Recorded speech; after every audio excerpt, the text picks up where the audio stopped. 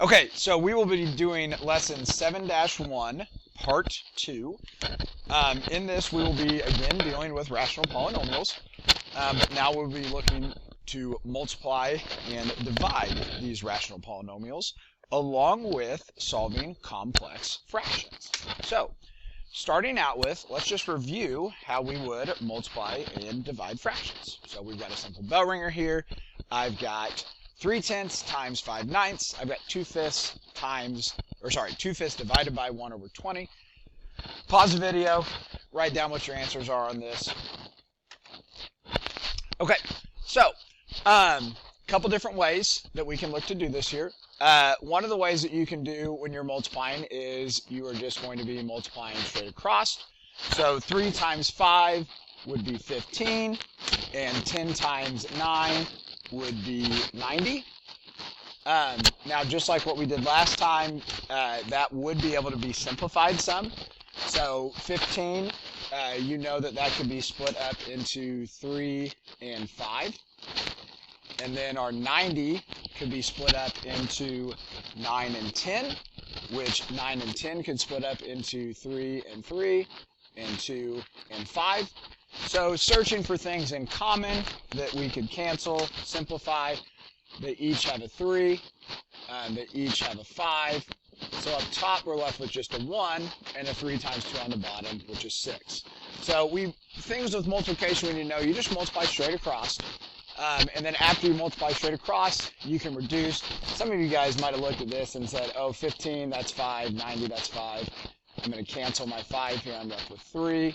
If I cancel my 5 from 90, I'd be left with 18.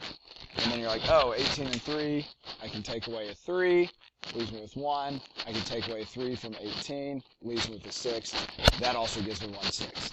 Things that we need to know about multiplication, you multiply straight across. Okay?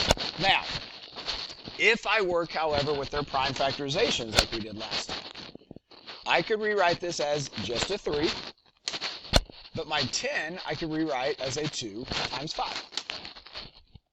Okay? 3 does not break down any more than that. It is a prime number. Same on this side here. I could have a 5 up top, but I could break down my 9 into 3 and 3. Okay?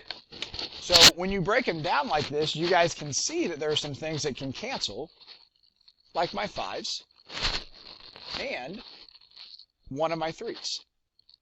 Okay? And some of you guys might have even done that without breaking it down. Some of you guys might have looked at this and saw 3 and 9, canceled your 3, canceled your 9, 5 and 10, canceled my 5, canceled my 10, which left me with a 2 and 3.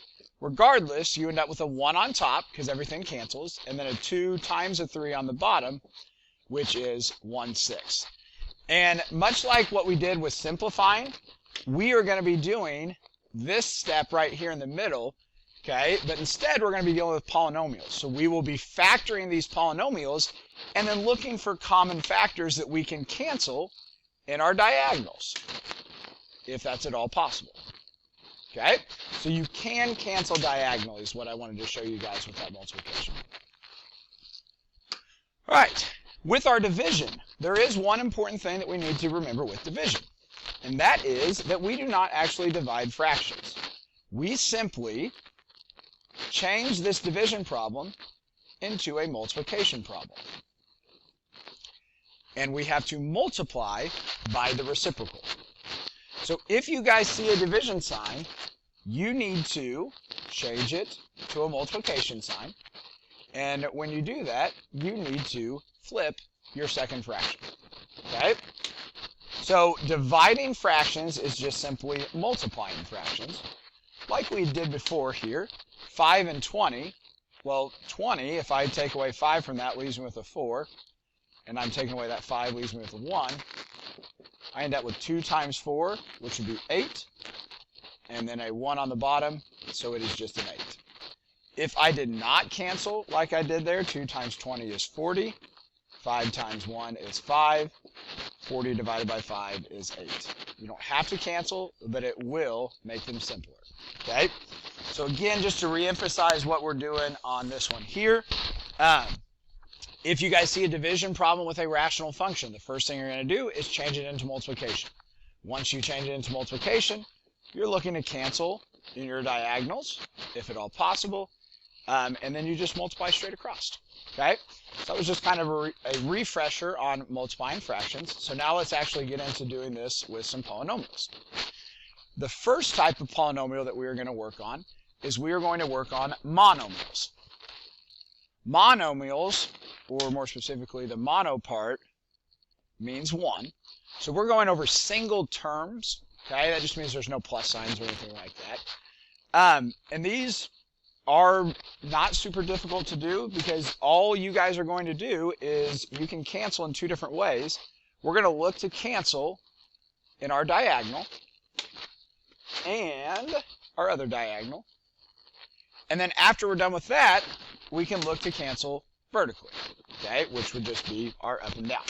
Okay, it is a good idea to write all this stuff out just to help you guys out and keep track of everything. But let's start by canceling for our first diagonal here, the left, top left to the bottom right. I see 3 and 27, just like our fractions. 27 is 3 times 3 times 3. So I can take out one of those 3's, which leaves me with 9. And then I've got a 1 up there. Other things that we have in common with these diagonals. I see that there's an x squared and an x.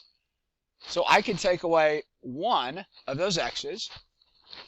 I see a z and a z cubed. So I can take away one of my z's, which will leave me with a z squared. Okay? And that's the only thing in common. We got a y squared and a w to the 5th, but there's nothing in common with that up there.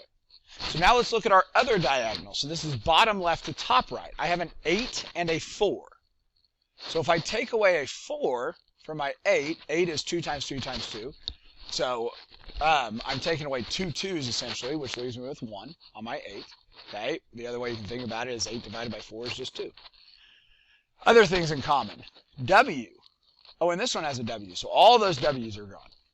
Okay? And then I have an x and an x cubed. So if I take away one of my x's, I'm still left with 2 x's up here. So after our first round of canceling, okay, I now in the top left have a 1, no more x's, a y squared and a z squared. And then on the bottom, I now have an x squared. And that's it. Everything else was canceled. Times, in the top, I have a 2 and a y and a z to the 4th. And then on the bottom, I have a 9, a w to the 5th, and an x. Okay? I've canceled things diagonally.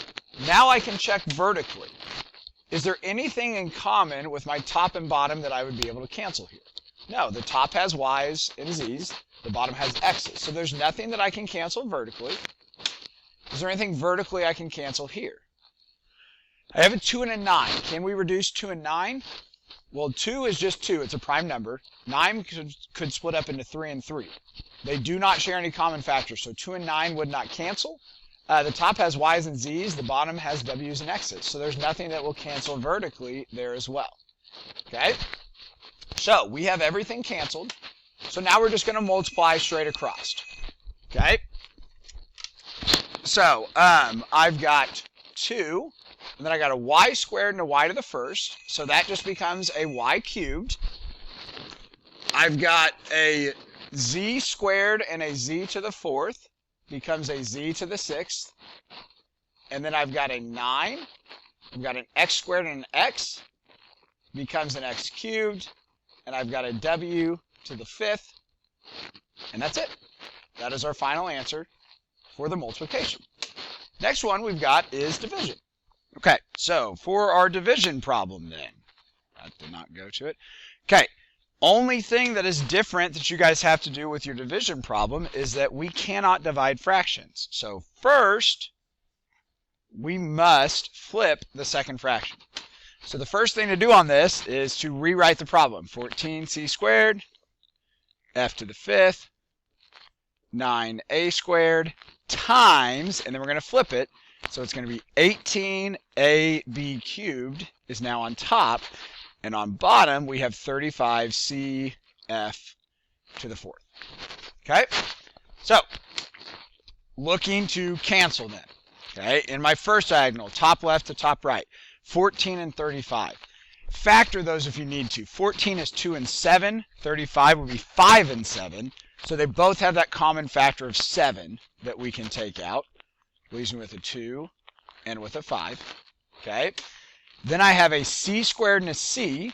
So I can take away one of those c's.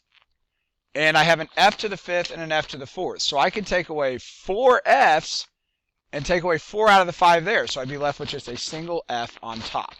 Okay. So on my top left to bottom right diagonal, I now have 2 c f. And on bottom right, I only have a 5 because everything else went away. Now, if I look from bottom left to top right, 18 and 9. Well, 9 is half of 18, so we would only have 2 remaining on that. And then I have an a squared and an a, so I can take away that a, take away one of those a's there. They don't have any b's, so nothing's going to be in common with that. On the bottom left, I just simply have an a. That's it. I guess you could write 1a if you wanted to. You don't have to write 1a. And then I have a 2b cubed. Third thing we need to do is look to simplify. Is there anything vertically that I can cancel? Well, I have a 2 over 5, so no. And then there's no variables, so nothing there. Same on this side here. There's nothing vertically that I could look to cancel there. So I'm just going to multiply straight across. So 2 times 2 would be 4. C, some of you guys might want to write B first. There's no reason other than just alphabetical order.